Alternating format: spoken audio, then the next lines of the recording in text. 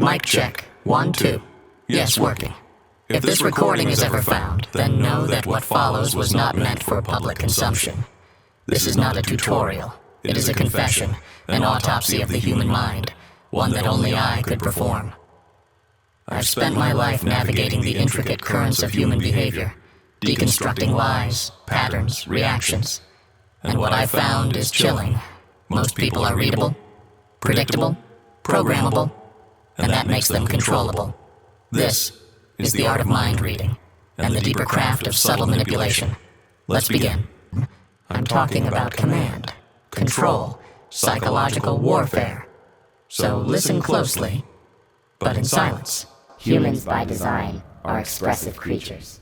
Every micro movement, eye dilation, lip compression, blink rate betrays a deeper layer of thought. These are not accidents. They are biological tics of evolutionary programming.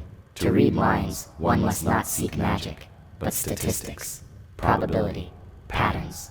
A person's body language speaks long before their mouth catches up. Start simple, baseline behavior. How does your subject behave under normal conditions? Do they avoid eye contact? Do they fidget with their left hand? Do they use filler words like, or you know? Every anomaly from their baseline is a signal.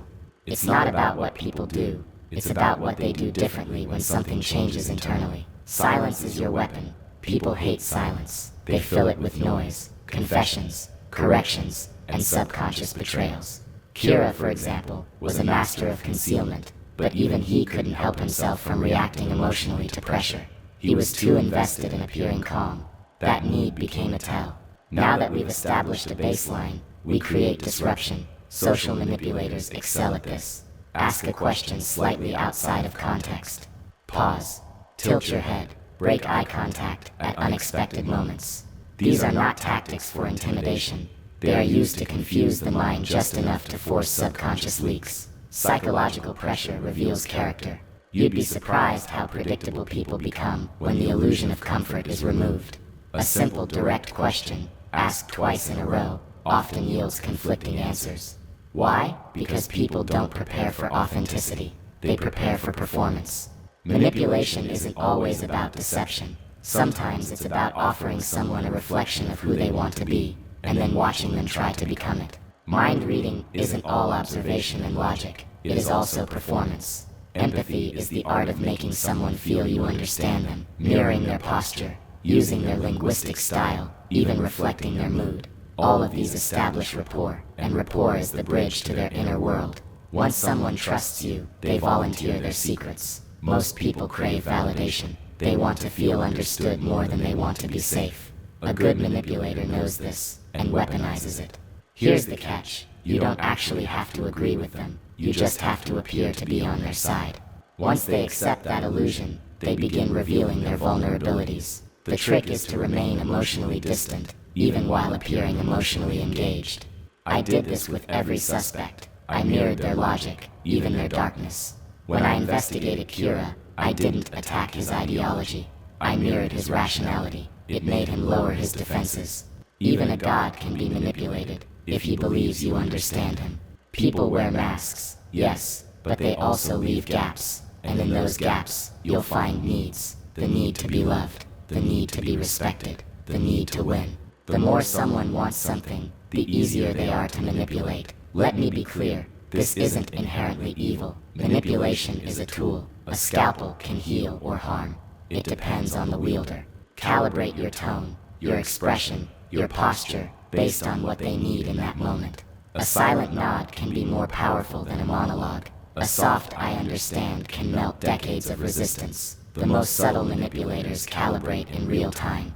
They don't just know their subject, they evolve with them. They learn their rhythm, their narrative, their pressure points. That's how I stayed ahead of Kira. For so long, I wasn't chasing him. I was reading him. His choices, his moves, they told a story. And like all stories, they had rules. Humans understand life through stories, so give them one. Framing is the technique of presenting an idea in a way that makes it feel right, even if it's wrong. It's the art of curating perception. Here's how it works. If you want someone to choose option B, make them think they're choosing between A and B. Hide the real influence inside a false binary. Let them feel in control. A master manipulator lets their subject walk willingly into the trap. Narrative is everything. People don't remember facts, they remember feelings. So wrap your argument in emotion, speak in metaphors, use examples from their life. Anchor your suggestions to their identity. Even Kira, in all his calculated detachment,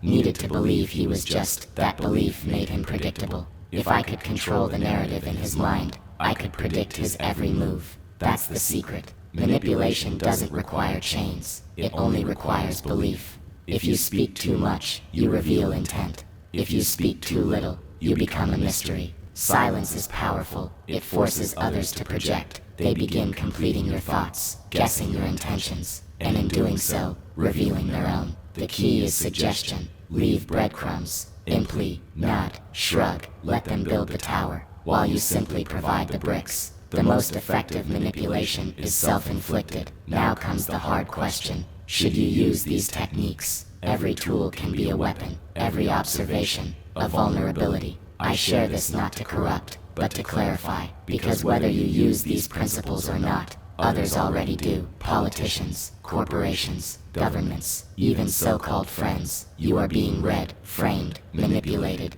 every single day. The only antidote is awareness, understanding, mastery. When you can read others, you cease to be a pawn. When you understand how narratives control behavior, you stop being a follower. The choice is not whether manipulation exists. The choice is whether you want to be blind to it, or learn to see the invisible strings. This concludes tape number 142. If you've made it this far, you are either dangerously curious, or already a master in training. Either way, remember, control is not in strength, but in subtlety. Victory is in the shadows. If you found value in this archive, consider subscribing to uncover more secrets hidden in plain sight. These aren't videos, they're psychological dossiers. Share this only with those who you believe are ready. Most aren't, but perhaps you are. Where is the button to stop the record?